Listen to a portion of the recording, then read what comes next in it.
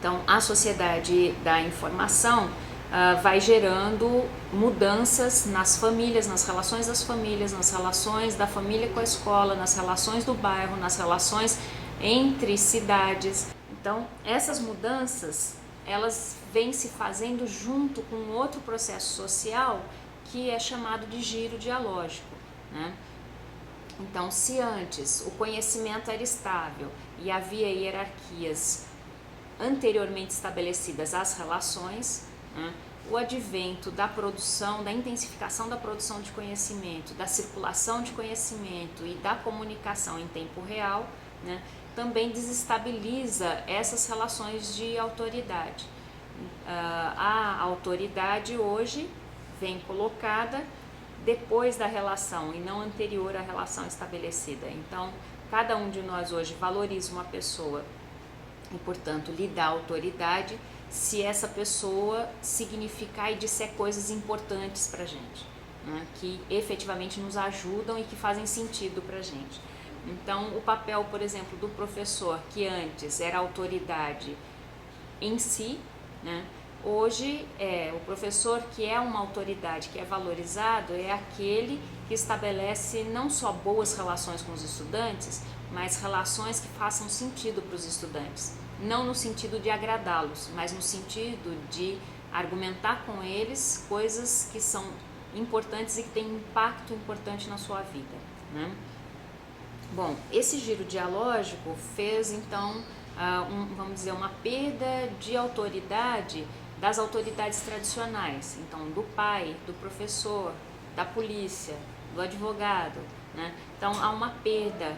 Essas pessoas ou esses lugares, para a pessoa que ocupa esse lugar ser considerada uma autoridade, né, ela tem que ser respeitada por aquilo que ela diz e por aquilo que ela faz. E, portanto, vem depois da ocupação do lugar e não antes dela, né? Bom, e isso gera nas pessoas também, vai fortalecendo o desejo de entender o que está acontecendo e de dialogar.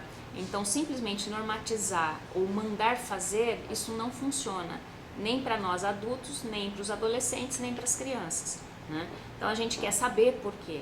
Por que é importante fazer. E a gente quer opinar, a gente quer dizer o que a gente pensa, e a gente quer ajudar a decidir o que é melhor para todo mundo. Então, essa é uma característica social ampla, não é só uma característica dos alunos, né, das pessoas no papel de aluno, mas é amplo. Nenhum de nós mais quer obedecer uma ordem sem entender por que é importante fazer aquilo, né? Bom, e isso vai gerando então uma sociedade mais reflexiva. Se, vamos dizer, os caminhos, né, os destinos e as biografias não estão mais previamente traçados, não tem mais a estabilidade que tinham antes, né, e a gente quer participar e quer decidir a própria vida, isso significa que também a gente precisa pensar mais sobre o que a gente está fazendo, né? E a sociedade está cheia de informação, cheia de possibilidades, mas também cheia de riscos, né, que é uma outra característica da sociedade atual, né? Nessa sociedade de risco, a gente tem que saber o que está escolhendo, e a cada escolha que a gente faz, uma nova escolha se apresenta, né? Então, isso caracteriza o que a gente chama de sociedade mais reflexiva. Se a pessoa fica isolada, fica sozinha e não tem com quem conversar, trocar ideia para poder melhor tomar sua decisão, isso vai sobrecarregando as pessoas e isso vai gerando problemas e doenças também, né? Então, como depressão, síndrome do pânico, que são muito comuns no atual contexto quando as pessoas se desprendem, né, dos motivos por que estão fazendo, quando as coisas não têm sentido para elas ou quando elas estão ficando muito sozinhas e muito isoladas, né? Isso tudo num processo que o Ottaviani, que é um sociólogo brasileiro, né, muito importante, analisou para a América Latina. Então, por isso que a gente do NIASE traz o Ottaviani para ajudar a entender o que é, para além da globalização, o que ele chama de globalismo, né? Então, o globalismo está nessa expansão da produção em diferentes territórios, mas também está na vida social das pessoas e também está nos processos culturais. Então, na atualidade, a gente tem noção de muitas culturas, mesmo que a gente não tenha contato com elas, né? Então, os meios de comunicação, por exemplo, nos dão acesso a formas de ver o mundo, de viver, de escolhas diferentes, né? Isso vai nos dando individualmente elementos para escolhermos desde outras formas de vestimenta, né? Então, quando a gente vê os piercings, por exemplo, ou as tatuagens, ou vestimentas que são próprias de culturas que não são as nossas, né? E a gente vai fazendo uma descontextualização desses elementos culturais e fazendo uma nova apropriação, por exemplo, mas também de modos de vida, né? Então, a isso o Ottaviani chama, para além, né, de multiculturalismo, ele chama de transculturalismo, né? Porque é um movimento cultural em que a gente incessantemente revê a própria cultura e incorpora elementos de culturas alheias, né?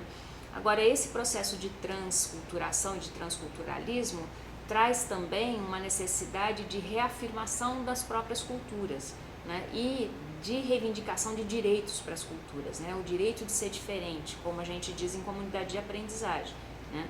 Então, conviver entre diferentes, com cada grupo tendo o direito de escolher suas trajetórias, né?